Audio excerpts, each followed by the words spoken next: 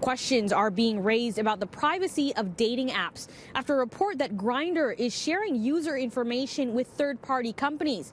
But in this case, it's not just age, gender, or hobbies. It's sensitive health information about users' HIV status. That has many who use the dating platform deeply concerned.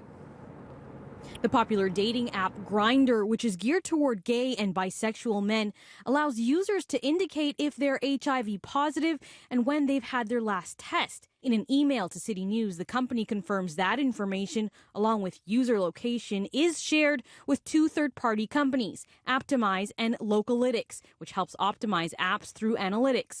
The company says collecting analytics is an industry-wide practice for free apps like theirs, which rely on targeted ads to make money.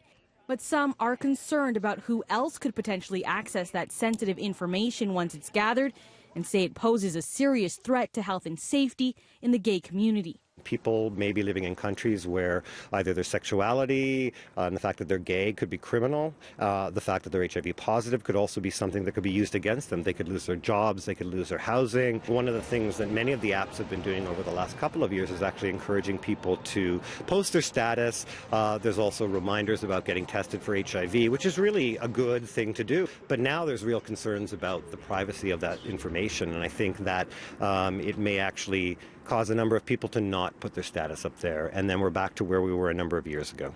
The company, which boasts 3.6 million users worldwide, issued a lengthy statement which reads in part, "This information is always transmitted securely with encryption, and there are data retention policies in place to further protect our users' privacy from disclosure." It goes on to say Grindr has never, nor will we ever, sell personally identifiable user information, especially information regarding HIV status or last test date, to third parties or advertisers.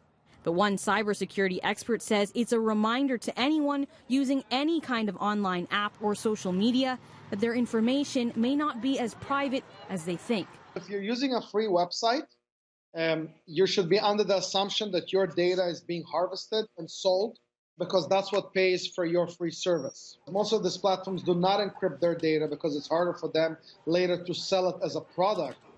That makes it very dangerous and very high risk. If somebody was to breach the third-party companies or even the provider that has the servers, it's fairly easy to compromise their environment and steal this database.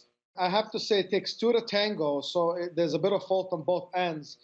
I do feel, though, that we have to have legislation change, in particular in Canada, to specify what company can do with your personal information. Now, another gay dating app called Scruff, which also allows users to disclose their HIV status, tells CityNews it too uses third-party analytics apps, but it only shares users' age, gender, and location, and not their HIV status.